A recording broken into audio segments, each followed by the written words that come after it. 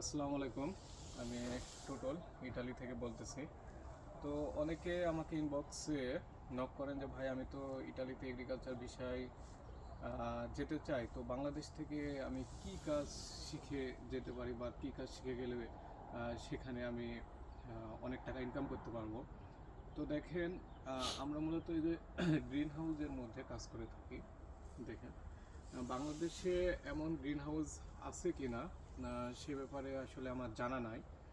কারণ এই গ্রিন হাউসগুলো অনেক ব্যয়বহুল একটা কস্ট।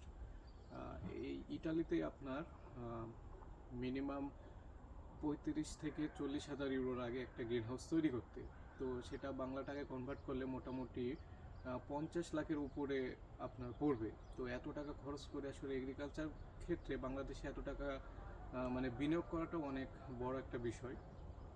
আর এখানে তো আপনার ইস্পাতের সহজলভ্য, সে কারণে কিন্তু খরচটা অনেকটা কম। কিন্তু বাংলাদেশে ইস্পাতটা কিন্তু এতটা অ্যাভেলেবল না, যে কারণে খরচটা আরও বেশি পড়বে। তো যাই হোক, আপনারা যারা ইটালিতে এগ্রিকালচার বিষয়ে আসতে চান, আসলে এখানে কাজ শেখার কোনো কিছু নাই, কারণ বাংলাদেশে এই কাজগুলো আপনারা পাবেন না। বাংলাদেশে এমন কাজ নাই। যেমন এই যে দেখেন, আমরা কিন্তু অলরেডি টমেটোর গাছগুলো কিন্তু আমরা উপরে ফেলে দিছি। এগুলো মূলত দেখেন, এই যে দেখেন, এগুলো হচ্ছে মেশিন দিয়ে কিন্তু মাড়াই করা হবে। মানে এটার আরেকটা উদ্দেশ্য হচ্ছে যে এটা আসলে সার হিসেবে ব্যবহার করা হয়, জৈব সার হিসেবে। এটা মেশিনে সুন্দর করে কেটে মাটির সাথে একদম পুরোটাই মিশাই ফেলা দেওয়া হবে। দেওয়ার পরে আপনার মিনিমাম 2 থেকে 3 মাস এই মাটিটাকে ফেলে রাখা হবে গ্যাস করার জন্য। এদের আসলে এগ্রিকালচার পদ্ধতিটা অনেক উন্নত। কারণ হচ্ছে তারা খুব কম খরচে বিজ্ঞানসম্মত উপায়ে তারা হচ্ছে কৃষিকাজটা করে থাকে। তো আমি আজকে আপনাদেরকে ছোট একটা কাজ দেখাবো। তো দেখেন, আমরা কিন্তু এই যে পুরোপুরি সব কিন্তু টমেটোর আমরা কেটে নিচ্ছি। এই যে দেখেন, একটা গাছও কিন্তু আপনার টমেটো পাবেন না, পুরো গাছ কিন্তু ফাঁকা। আমরা কিন্তু হচ্ছে যেটা পচা ফাটা ছাড়া আমরা কিন্তু কোনো টমেটো নষ্ট করি না। এটা একটা ভালো দিক। কারণ এখানে নষ্ট কোনো কিছু হয় না। এখানে 2-3 ধরনের মার্কেট আছে। যেটা একটু খারাপ সেটা আমরা অন্য মার্কেটে দিই, যেটা একটু ভালো সেটা আরেক মার্কেটে দিই, আর যেটা সবচেয়ে ভালো সেটা হচ্ছে সবচেয়ে ভালো মার্কেটে যাই। আমরা 3 পর্যায়ে মাল কেটে থাকি। তো আমি আজকে যারা মূলত প্রশ্ন করেন যে ভাই আমরা কি তাহলে কাজ শিখে আসবো না বাংলাদেশ থেকে, আসলে এই ধরনের কাজ তো বাংলাদেশে নাই। আপনি শিখবেন কিভাবে?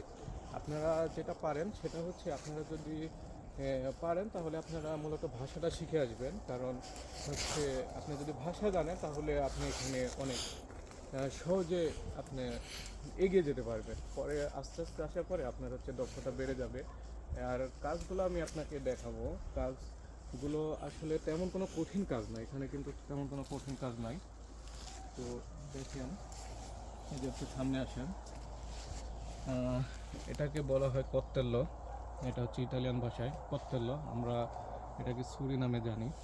তো দেখেন, আমরা যে কাজটা করে থাকি, যেহেতু এখন আর টমেটো নাই, আমরা গাছগুলোকে মানে জমিটা ফাঁকা করার জন্য আমরা হচ্ছে জমিটা পরিষ্কার করব।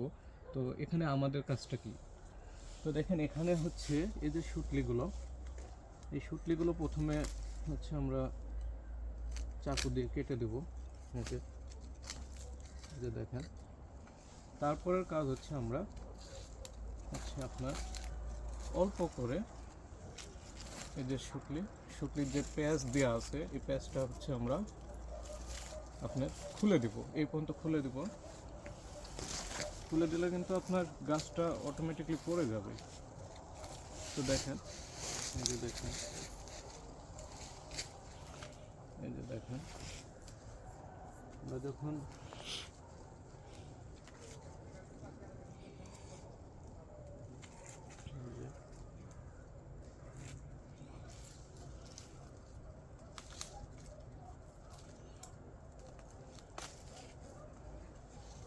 এভাবে খুলে দেওয়ার পরে আমরা যখন এটাকে আস্তে করে টান দেবো, এটা কিন্তু অটোমেটিকলি খুলে যাবে।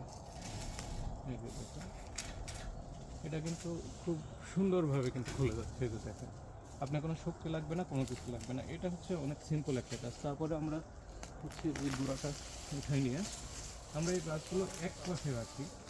এক পাশে রাখার, লাইন করে রাখার কারণ হচ্ছে যে এই গাছগুলো মেশিনের সাহায্যে মাড়াই করা হবে। এই যে দেখেন, এই গাছগুলো কিন্তু আপনার সারিবদ্ধভাবে রাখা আছে। এটার কারণ হচ্ছে এগুলো হচ্ছে মেশিন দিয়ে। তো এখানে কাজগুলো অনেক সিম্পল এবং সহজ। এরপরে হচ্ছে আমরা এই যে সুতাগুলো খুলে নেব। এখানে আপনার কাজ বাংলাদেশ থেকে শিখে আসার কোনো দরকার নেই। কাজগুলো অনেক সহজ সরল, আপনি এখানে আসলেই পারবেন। এটা নিয়ে ভয়েরও কিছু নাই। আপনি যদি পারেন তাহলে ভাষাটা শিখে আসেন। তো ঠিক আছে, আজকের ভিডিওটা এই পর্যন্তই। আর কারো যদি কোনো প্রশ্ন থাকে তাহলে আমাকে ভিডিও করবেন, আমি বা আমার কমেন্ট বক্সে লিখে দেবেন, আমি অবশ্যই সেটা রিপ্লাই দেওয়ার চেষ্টা করব। সবাই ভালো থাকবেন। আসসালামু আলাইকুম।